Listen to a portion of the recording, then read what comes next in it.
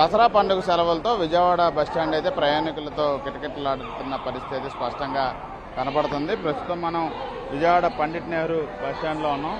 చూడొచ్చు, వేరు ప్రాంతాల నుండి వస్తున్న వాళ్ళతో బస్టాండ్ అయితే రద్దీగా మారిన పరిస్థితి కూడా ఉంది.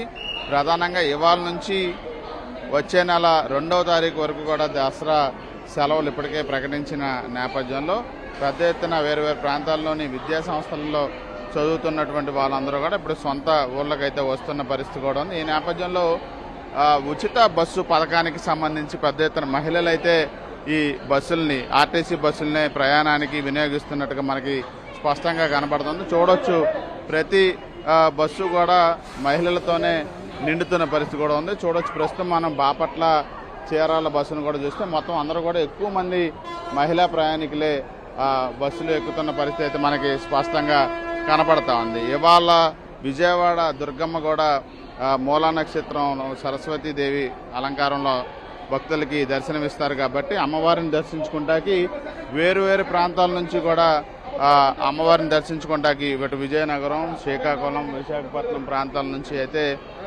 నగరానికి కూడా వస్తున్న పరిస్థితి కూడా ఉంది భక్తులు. ఈ నేపథ్యంలోనే ఆ రద్దీ కూడా మనకి స్పష్టంగా విజయవాడ బస్టాండ్ మీద కనబడతా ఉంది. ఇంకా ఇక్కడ నుంచి వేరే ప్రాంతాలకు వెళ్లే వాళ్ళు, అదేవిధంగా అక్కడ నుండి విజయవాడకి వచ్చే వాళ్ళతో అయితే రద్దీగా విజయవాడ బస్టాండ్ స్పష్టంగా మారినట్టుగైతే మనకి తెలుస్తూ ఉంది. ఇవాళ అదేవిధంగా రేపు ఇదే విధంగా రద్దీ కొనసాగే అవకాశాలు ఉన్నట్టుగైతే ఇప్పటికే అధికారులు కూడా చెప్తా ఉన్నారు. మరోవైపు రద్దీకి సంబంధించి కూడా ఆర్టీసీ అధికారులు స్పెషల్ బస్సులను కూడా ఇప్పటికే ఏర్పాటు చేసిన పరిస్థితులు కూడా ఉన్న నేపథ్యంలో రద్దీకి అనుగుణంగానే ప్రస్తుతం ఈ బస్సుల ఏర్పాటు, అంటే అదనపు బస్సులను కూడా ఇప్పటికే దసరా స్పెషల్స్ కింద కూడా అధికారులు ఏర్పాటు చేసిన నేపథ్యంలో ఆ రద్దీకి అనుగుణంగానే ప్రస్తుతం విజయవాడ బస్టాండ్లో రద్దీ అయితే కొనసాగుతున్నట్టుగైతే మనకి స్పష్టంగా తెలుస్తూ ఉంది.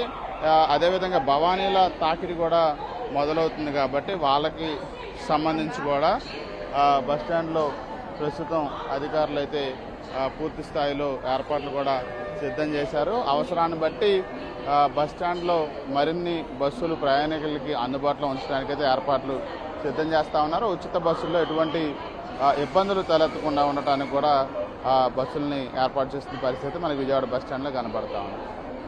కోట హైదరాబాద్ స్టూడియో.